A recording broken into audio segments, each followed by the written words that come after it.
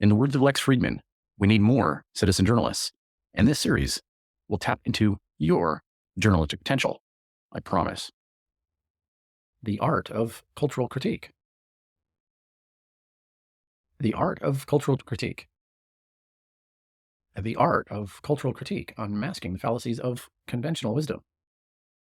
Cultural critique has become indispensable for examining and challenging prevailing norms and ideologies in our ever-evolving society.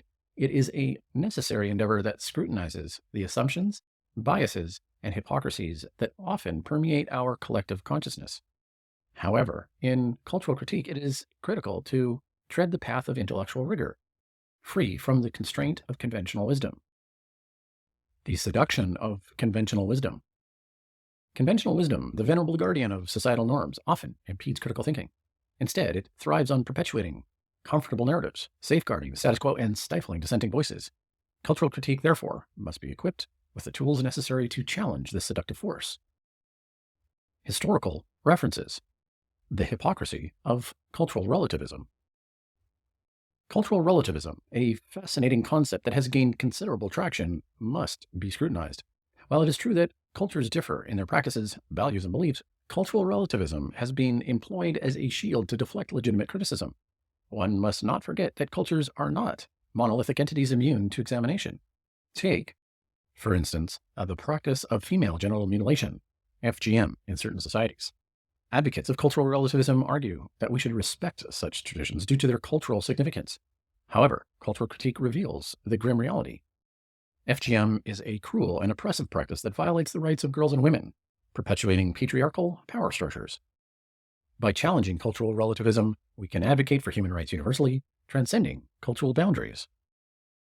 Challenging conventional wisdom, the perils of identity politics. Identity politics, a dominant force in contemporary discourse, warrants careful examination.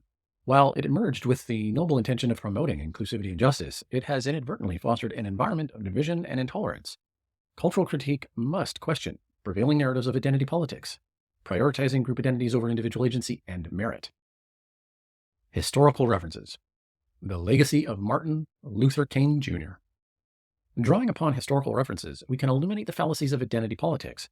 For example, Martin Luther King Jr., an icon of the civil rights movement, advocated for a society where individuals would be judged not by the color of their skin, but by the content of their character. King's vision transcended the limitations of identity politics, recognizing the importance of unity and shared humanity.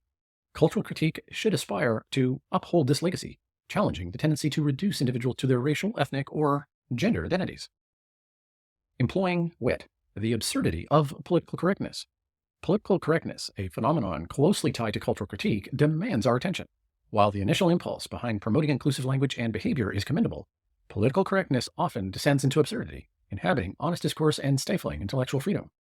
Wit, a powerful weapon in the arsenal of cultural critique, enables us to expose the absurdities of political correctness. George Orwell once remarked, "The further a society drifts from the truth, the more it will hate those who speak it." We can challenge the dogmatic adherence to politically correct language by employing sharp wit, arguing a return to robust debate and unapologetic pursuit of truth. Conclusion. By challenging conventional wisdom, drawing upon historical references, and employing wit, we have sought to dismantle the barriers and hinder intellectual rigor. When performed with erudition and incisiveness, cultural analysis can reshape our understanding of the world, transcending the limitations imposed by societal norms and ideologies. Let us continue to embrace this art. It is through relentless examination that we pave the way for progress in intellectual emancipation.